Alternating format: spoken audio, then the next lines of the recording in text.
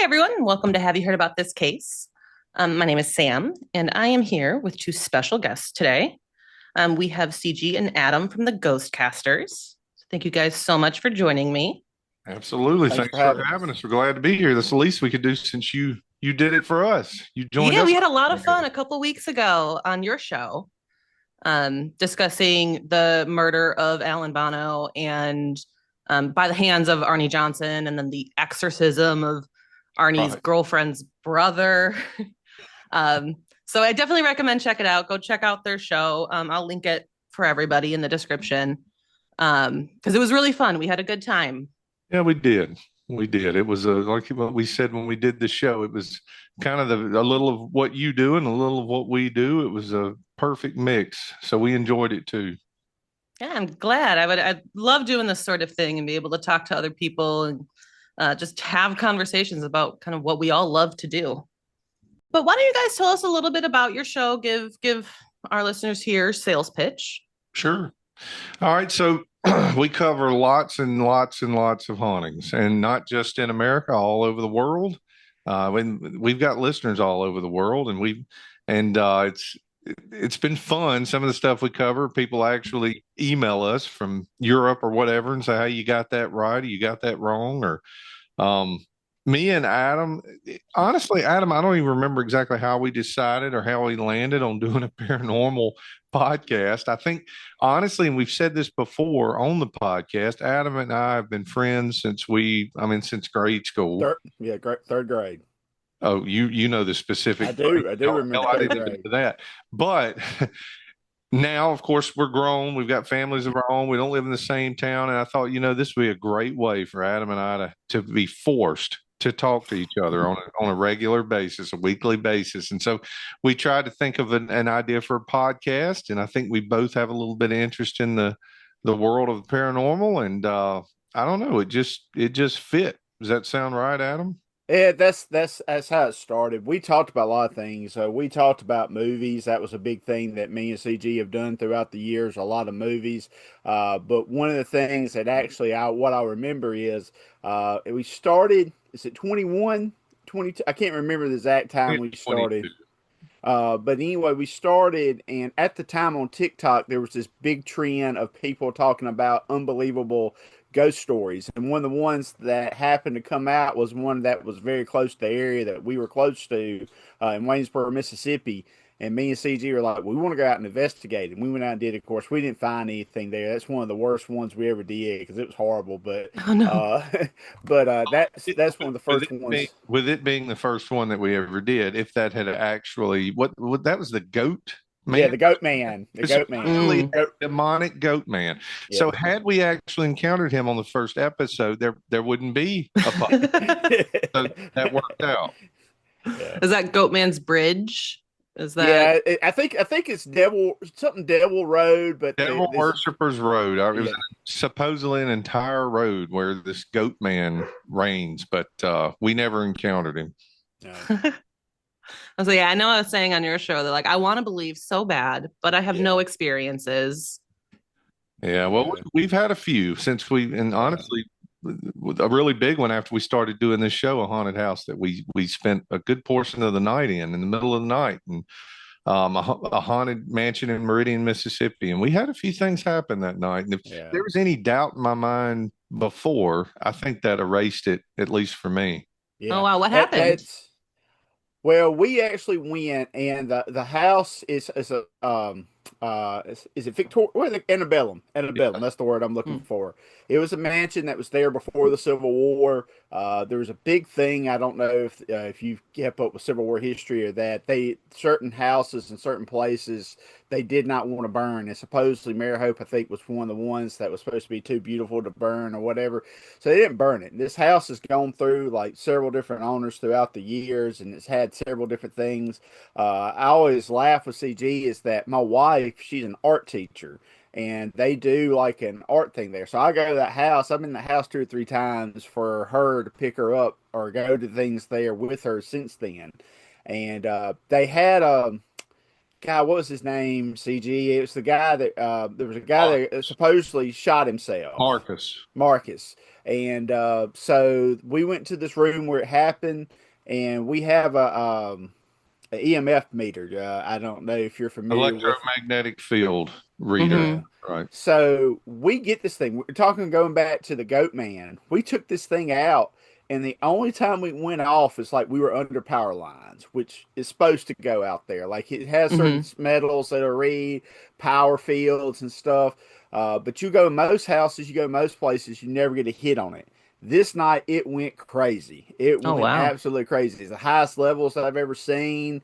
And I don't know if Well, you. particularly in his room. There That's right. were Oh, Um, interesting.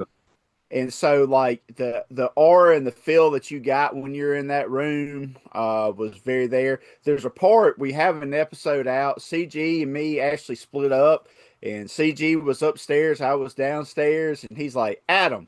And I come up there, he's like, "Did you just say something to me?" I'm like, "No, I didn't." So, I Well, mean, there were knocks on the wall. I'm up there completely by myself, and you can hear it on the podcast, but no one else is up there, and I hear someone knocking on the wall next to me, and I mean, there's stuff like that.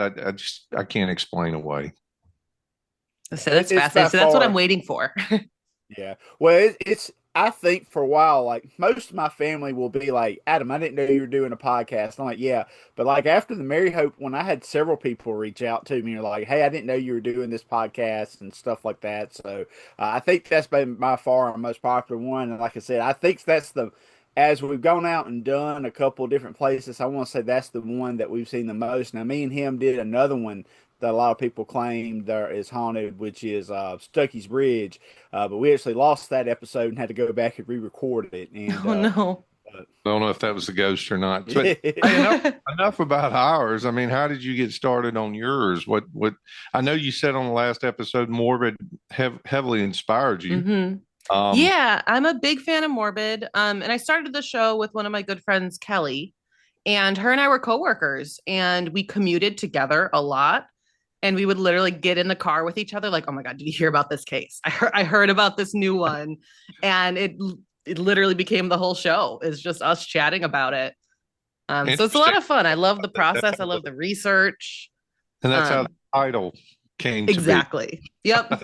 Yeah, Well, we that's kept going round and round, and it's just like, what are we thinking? Like, this makes so much sense. This is right. what we did on a daily basis. Right.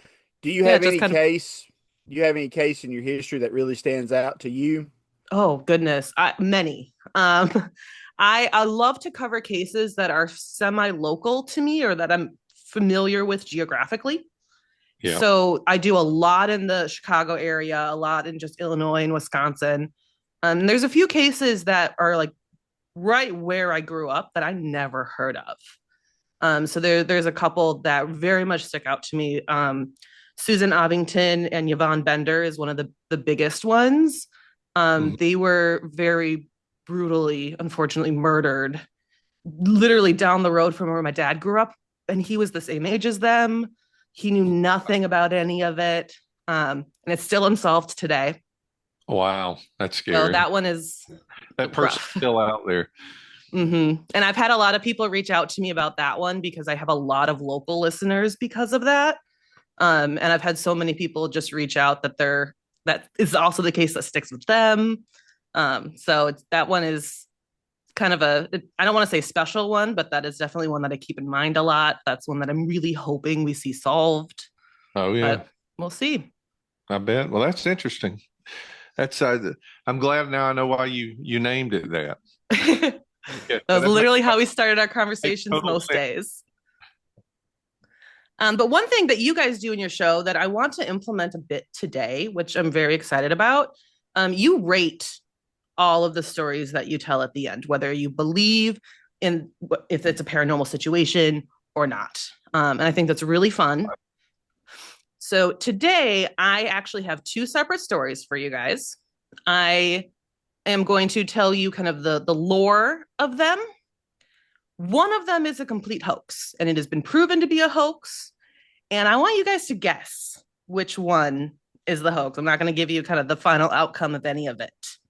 Okay, this will be interesting. Sounds interesting. So we'll go over how you guys use your rating system kind of when we get to that point. Okay. But yeah, I just want you to think about all of that as we're going through, and then we'll break it down. This is interesting. It's kind of like a little game. So I need to get a pen and take some notes. Right. But both of these stories take place in the UK. The first one, it takes place in 1855, just outside Devon, England, and takes place February 8th, overnight. So into the early mornings of February 9th. And that night there was freezing temperatures, heavy snow, and then after all of that, the rain came in, a lot of heavy winds. So it was pretty turbulent. And then the next morning, on the 9th, all the residents of the village noticed that there were some odd footprints in the snow, and they were everywhere in the village. Some newspapers published letters from locals that said it was hoof-like footprints and that it went through people's courtyards and gardens. There were some even records of it being on the roof and on walls. So it's not just walking through the lawn, walking down the street. Yeah, this already sounds right up our alley. So I feel like you guys would like this one. And according to these records, these footprints stretched somewhere between 40 and 100 miles down the coastline. Wow. It's a long way.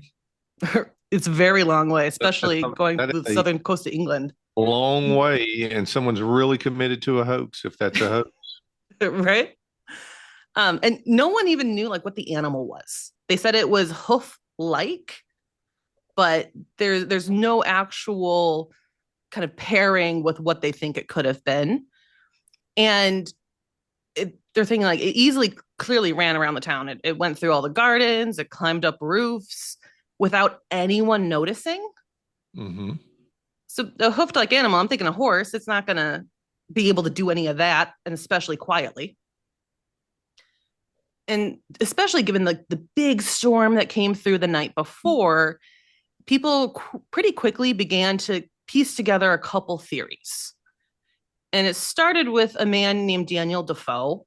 He was an English writer and a merchant who would turn spy, and he would eventually be known for writing the novel Robinson Crusoe. Ah, that's interesting. Yeah, it was very interesting. And this is before the time. He actually wrote another book, which is what kind of inspired this idea, called The History of the Devil.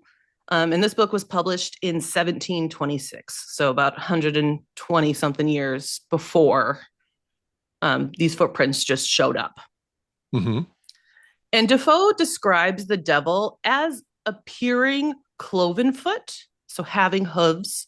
And it is described that this would just be the common description that a lot of us would just come to believe throughout time.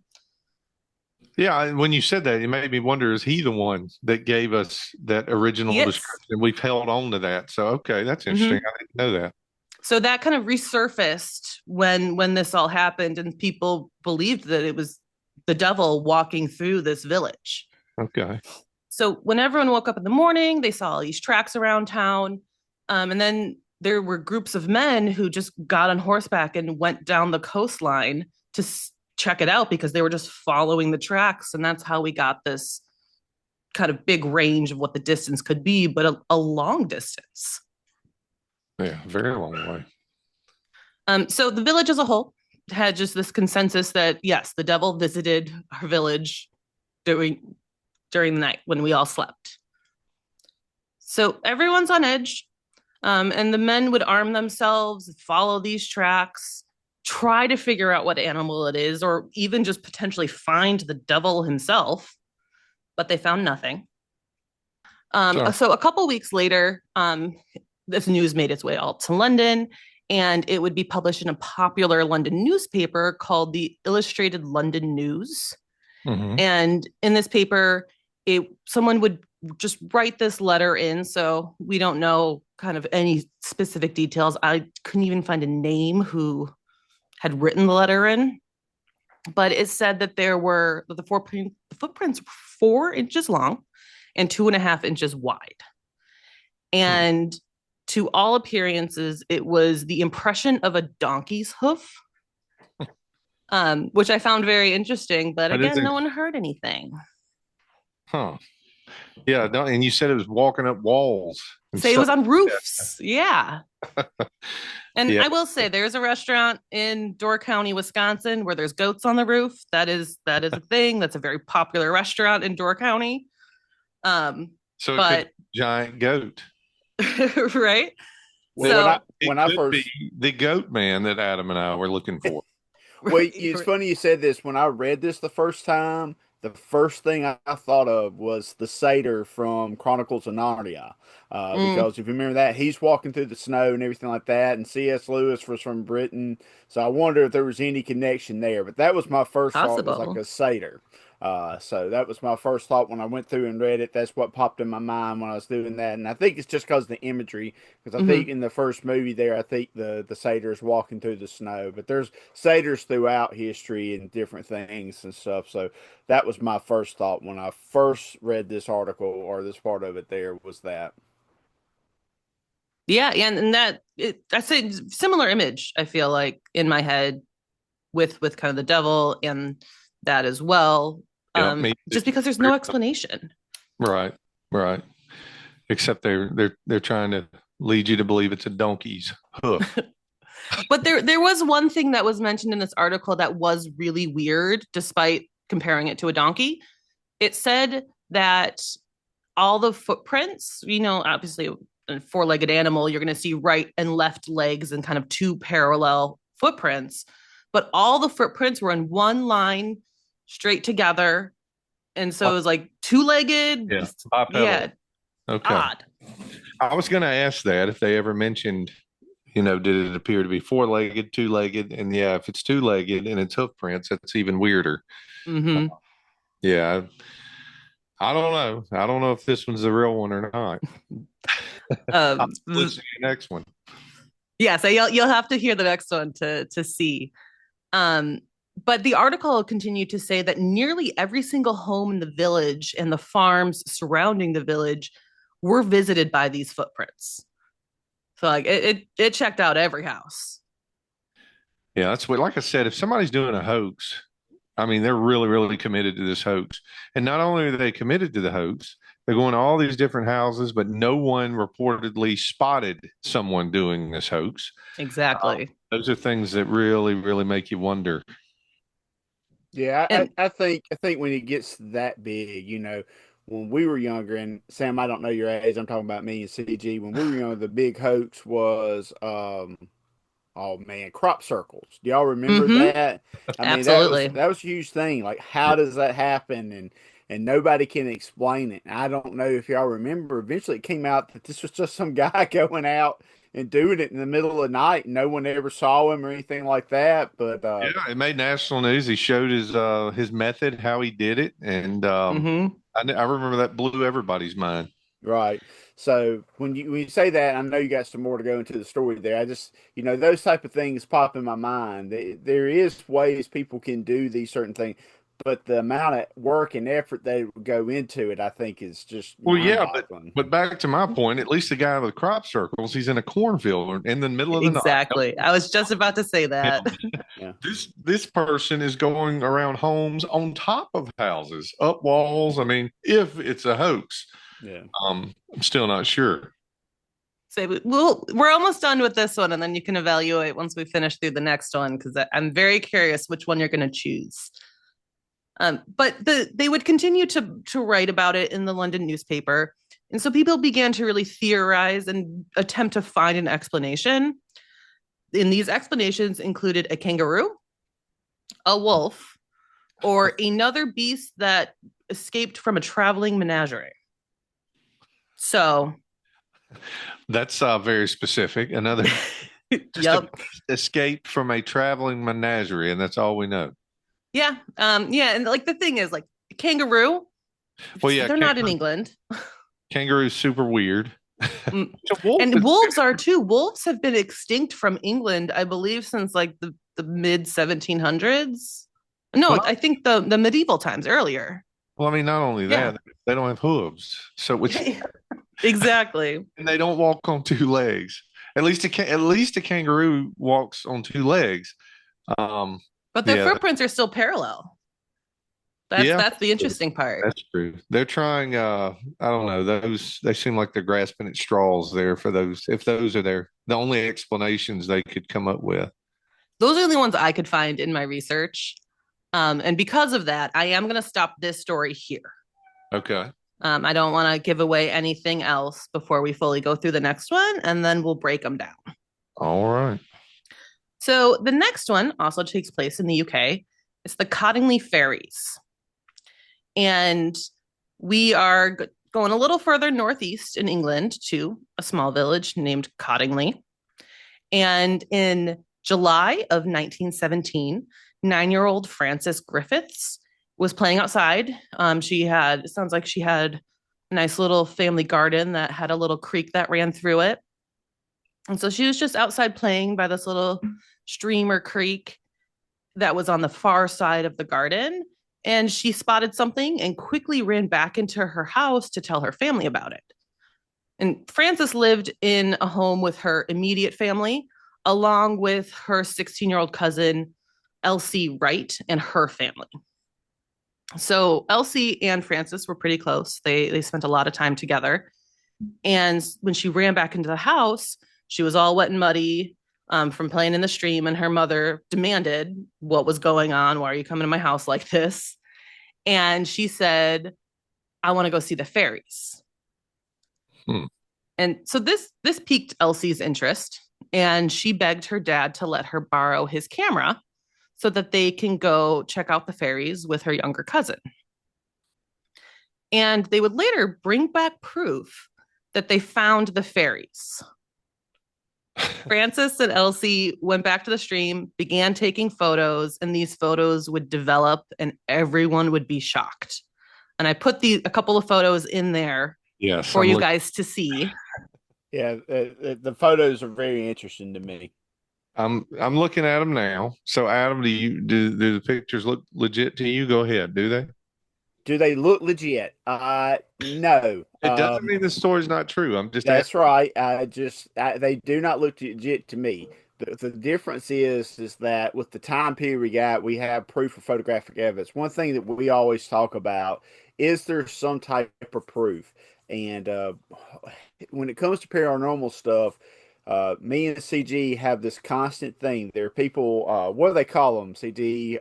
The orbs. The orbs that move across the screen, and people go, "Oh, that's an orb." And I'm like, "That's just a piece of dust that just caught I do light the on same it." thing. So we talk about that constantly about what people see and stuff. When you see something like this, and I'm not trying to put my thoughts out there prematurely or anything like that, but they almost looks too real for that time period. Yeah. When was this again? Early 1900s? Yeah, 1970. 1917. I will say I think these photos are enhanced Okay. Okay. because they look very clear. Yes. So I don't know if that impacts your opinion because it looks like there's been work done on them. Well, I definitely want to hear more. I'm not going to speculate anymore. The photos are definitely interesting, and We'll post them on Instagram too, so you guys can see them. Yeah, I'll give my thoughts more on the photos later. So tell us more. All right. So the girls' families found this very hard to believe, but the girls gave them no reason not to believe it. And a few weeks later, they would also capture a photo of them dancing with a gnome. So that's what that second one is. Oh, okay. That's so yeah, Elsie is sitting there with a gnome. And just a couple years later, basically no one really talked about it after this. The family kind of thought it was fascinating, but nothing happened. And just a couple years later, Elsie's mom would take the photos to the Theosophical Society in nearby Bradford. Okay. And the society's president, Edward Gardner, was very interested in these photos. And he would study them. He eventually would end up giving lectures on the photos the following year in 1920. And this spread the news around the photos a bit more widely. And this buzz around them actually caught the eye of a famous author, Sir Arthur Conan Doyle. Right. That's our second. So two stories, two authors. Yeah, Interesting. yep. And he would initially be quite skeptical, but he looked into the photos and he had a lot of other people look into the photos and they agreed that they think that this was real and they didn't have their skepticism anymore. And at the time, he wanted to try to show people these photos, kind of get it out to the world. That was a big part of his message at this point in his career, that there's some spiritual and supernatural things happening in our world. And this became the focal point of his argument.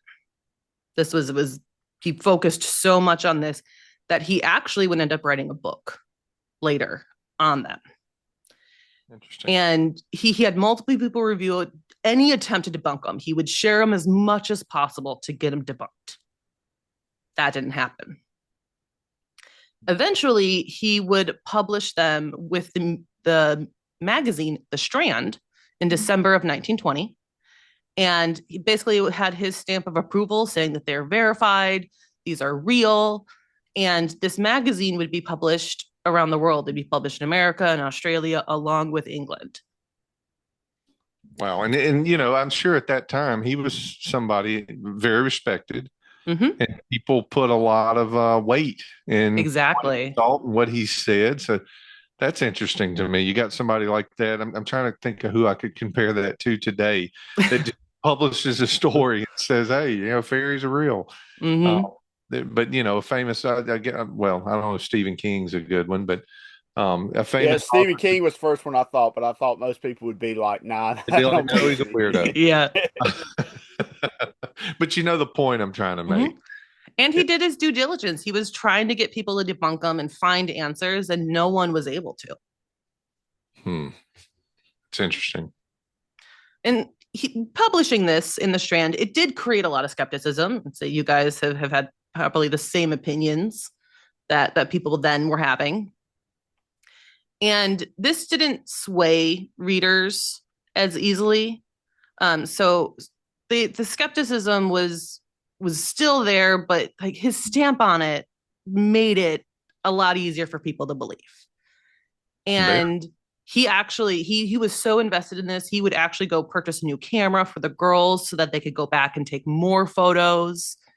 And they did. They took more photos, and in 1921, he published the new ones, and again, it amazed readers.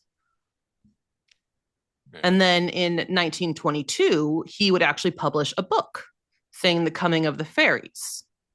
And I have not read this. I'm very interested to now, but it was based on the girls' experiences. That does sound interesting. If that book exists, we don't know if you're pulling our leg yet or not, but I saw it on Amazon. I will say I saw the book on Amazon. That is real. all right. But again, this is where I'm going to stop the story. So I would like if you guys could go through your rating system, and then we can break down both of these with your system and kind of figure out which one you're thinking. Yeah, Yeah. sure. So Are you going to do it, Adam? yeah, I'll do it. All right, go So we have a rating scale. It's 1 to 5. And so basically what we do is that we say 1 is that we don't believe it all. That means that we don't believe the story is true. We don't believe the stuff that people are talking about, the stuff is true. When we talk about it in a supernatural way, what we say is that if you were to go to this place, we don't think that you're going to have any type of supernatural experience. Well, we think there's zero chance of it. Yeah. So 2 is reasonable doubt. We have a reasonable doubt to believe that this is actually going to result in any supernatural thing. But there are some certain things there that do make us believe there are some possibilities of it being real. You know, one of the things that we talked about, oh man, I can't think of their name. What's their name, Chris? The Conjuring people. The Warrens. The Warrens, okay. I always want to say Ed and Lorraine, but I can't remember the last name because I want to say Lorraine is their last name. But, you know, we have them, we have issues with them, so that always knocks them down a couple things. 3, there's not enough information. There's some things that make us believe that it's possibly true, but there's some other things that lead us to believe that we think it's not true. So we just don't have good enough information. And then four is we don't have enough reasonable doubt. That is basically saying that we have lots of things to make us believe, but there's some things that just keep us going back and saying it's a complete five. And a five is fully believed. Five is that we believe it. If you were to go to that experience, you would have some type of supernatural experience there. And so using that, what we usually do is we usually talk about our thoughts on the case. My two things are this, with a look at two separate cases there, what I would say is that, first of all, in the first case, as All right, far to as be clear, you're about to. Sam, are you ready for us to rate them? Yes. Yep. I am ready for it. okay. I That was is- I was just talking about the case. I wasn't going into a rating, but usually we talk about before the rating our thoughts on what we thought about it. Yeah. Before we give a rating, my thoughts were just that. In the first one, you have a widespread phenomenon. Very hard to do. We talked about the crop circles in there, and we talked about how people didn't believe that was something that was. I don't think people thought it was paranormal. I thought most people thought it was aliens. I think is what Hmm. most people believed at the time. So look at that and I think, could that be done? Yeah, things like that have been proven to be false in the past, but you got it, like you said, 100 miles away, almost 100 miles away. They were found there, and talked about could it be a kangaroo? Could it be a wolf?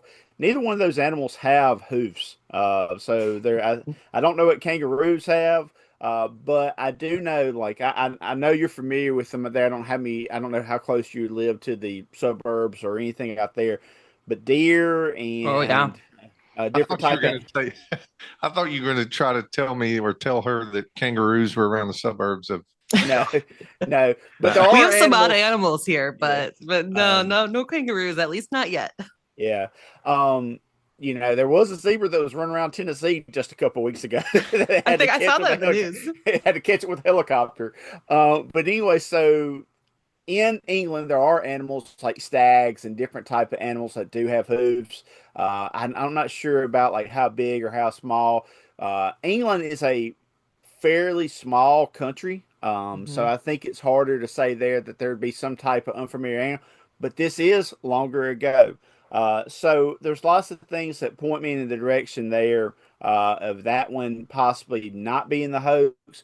The thing about the Sir Conan Doyle, you said, what did he write based on the stories of these people here? He wrote, what was I'm sorry, I got to pull my phone back up. What was the name? It's Did the she gave the name coming of? of the Coming fairies. of the Right. Fairies. So this man was ahead of his time. He was out doing pre publicity for his upcoming book that he was going to write. So he had these girls take pictures with these little fake fairy. The the the pictures in this one, you said they were enhanced, but still, when I look at those fairies, the first thing that I see is little what do you call them? The little like things that people buy and they put around the figurines, or they have a Mm. specific name. They're like porcelain dolls or whatever. But that's what that Yeah. looks like to me. That looks like those little tiny porcelain figurines just sit around these people there.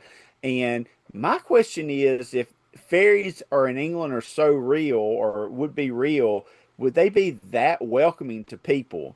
I can't remember if it's on the show that we had last time or another one of our shows, CG. I don't know if you're a big South Park fan. I used to watch tons of South Park, and there's one episode where they have the sock gnomes that go around and steal the other people's socks. Mm. So, Yeah. Hmm. so when I see that, I think about that. So, the dancing gnome is not what I'm really thinking about there. I usually think about the sock gnome there. But when if I was to assign a rating to those, what I would say is that I would probably give the Devon England one, the hoofs there, I'd probably give it a four because when I look at it, I see lots of things that can be explained away. But the fact, like CG said, people walked on the roofs, they walked through their gardens throughout all this large area, and no one was able to do that. that's a large thing for people to go through that large area and try to get all these stories debunked and everything like that. I think the other one, with it being a smaller group of people, and one of the things that me and CG have talked about is, can people fake things in terms of, we talk a lot about like individual ghost stories at the point.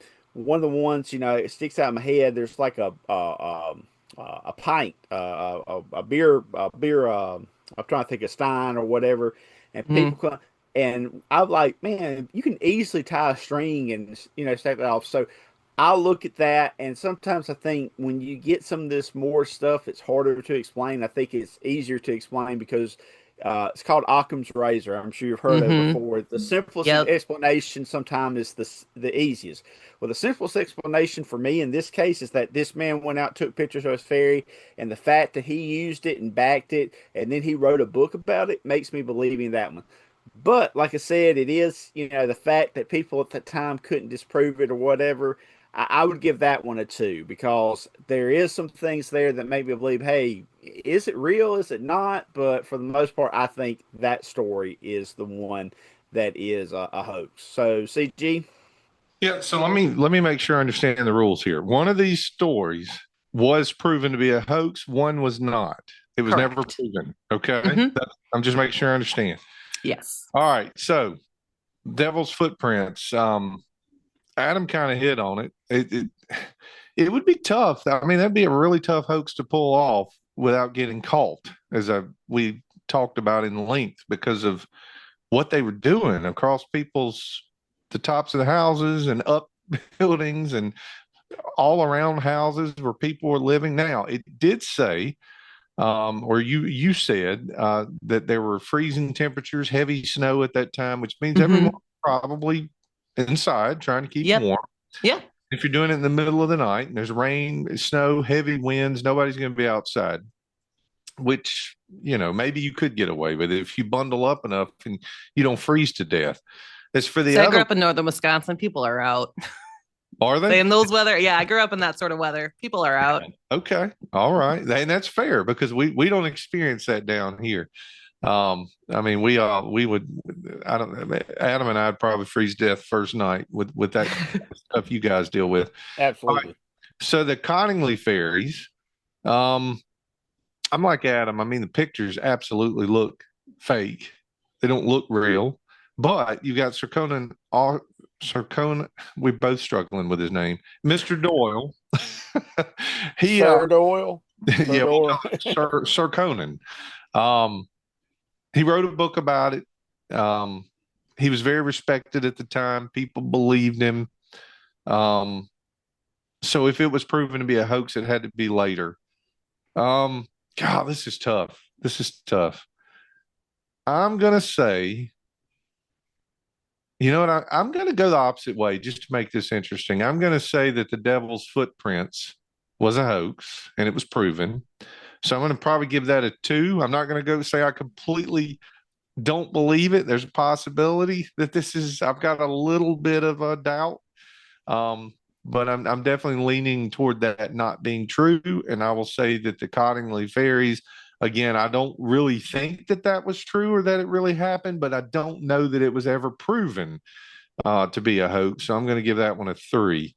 Um, so Adam thinks Cottingley fairies is a hoax. I think it's true. He thinks the Devil's Footprints is true, and I think it's a hoax. So who was right?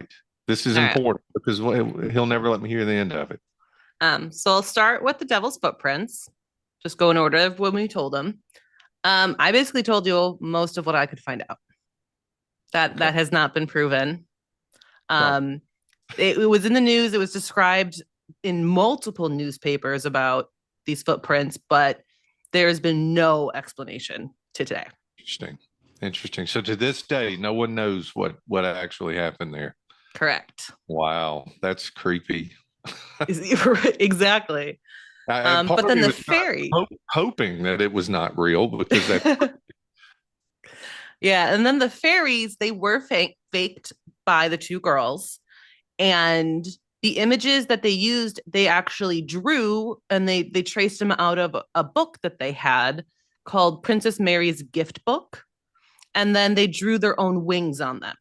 So it's actually paper Wow. in the photos. Okay. And They just attached hat pins on the back, and so they could stand up, but were faked.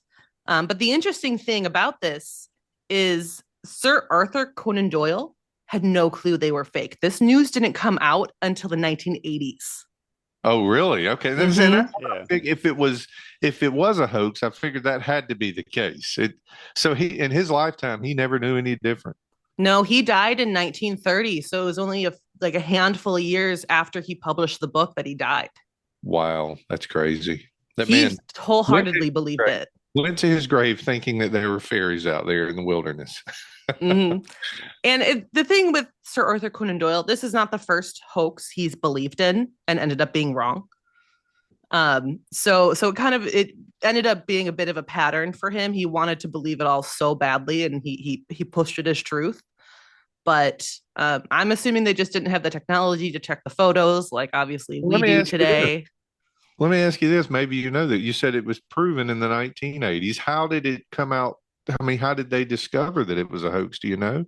The two girls were still alive, and they said it. Oh, oh, they came out and admitted to it. Okay, Hmm. Yeah, interesting. they talked a lot about how it just kind of it was a joke that got out of hand, and they didn't know how to say it was fake. And they never expected it to escalate like that. They just thought it would stay within the family and just kind of be this funny thing. But it went far.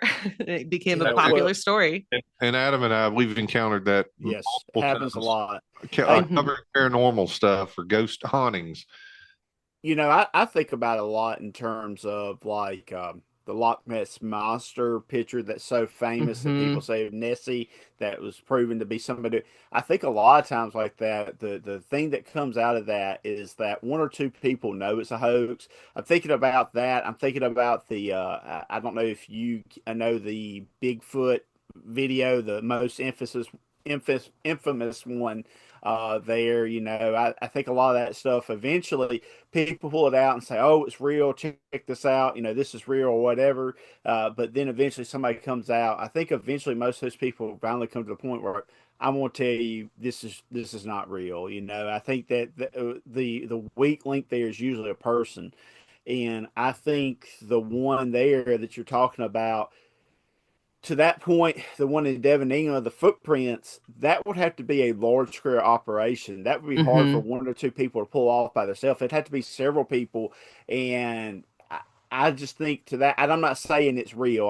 I just have more belief that something that, and I'm not saying it's supernatural. It could be something else. It could be some type of, you talked about the goats and stuff. Maybe some random Mhm. pack of goats got loose through that area, just went through. But you would think somebody at some point would have been like, "Hey, my goats are missing," or Exactly. so. But there's always explanations. But I just think that there's less things that you can explain away in that one. So that's the reason I went that way. Well, Yeah, one thing I find interesting with the goat the devil's footprints, especially growing up in northern Wisconsin, like deal with very heavy snow and then the rain coming afterwards and then still leaving footprints. There's a pretty right. small window of time there. Yeah, that's strange. I'm telling you, I was hoping that one would be fake or a hoax. So, but look, It we could be. We don't we know. There's no explanation. we have covered demonic things on our podcast before. That's something I definitely believe in. I don't know for sure if I believe that's what is the case here, but it's very, very strange. And now when we get done, I'm gonna go all over the internet and see what all I can find out about it because it's an interesting story. I found it fascinating. Yeah. I'm glad you enjoyed it. It is. I did. I enjoyed both of these stories. I'm going to be honest. The one with Conan Doyle sounded very familiar, like I'd heard it. But the whole point of this was I didn't know which one had been proven to be a hoax. I didn't Hmm. know if it was ever proven to be a hoax or not. But very interesting. Those late or these two girls, I guess they were ladies when they or probably older ladies when they finally Hmm. came forward. I guess it was weighing on them, and they thought they would get that off their chest before they before they passed away. But Right. crazy. Well, thank you guys so much for joining. I would love for you guys to shout out all of your socials. Make sure anyone knows they can find you on any platform you're on. Yeah, so we Adam, have a couple. you. Yeah, we have a couple different ways. We have an Instagram account. It is the Ghostcasters. You can go on there if you want to direct message us. You can read about the different cases that we talk about. We post pictures weekly of, or whenever we do the podcast of the different things there that we have. If we have any things, we sometimes post videos if there's anything associated with the stories that we've covered. So that's a good way for you to go and keep up with the show. Also, keep up if there's any way you want to reach out to us. We do have an email. It is theghostcasters@gmail.com. You can go on there. One of the things that we talked about last time is that with that email, if you make a post on our YouTube, which our YouTube is the Ghostcasters as well, you can go ahead and that comment comes to us. So we do get to read those as well. So, reach out to us at Instagram, follow us there. If you got a question, you got an idea for a show, if you want to reach out, like I said, we have had listeners reach out before. We had one reach out to us about San Antonio.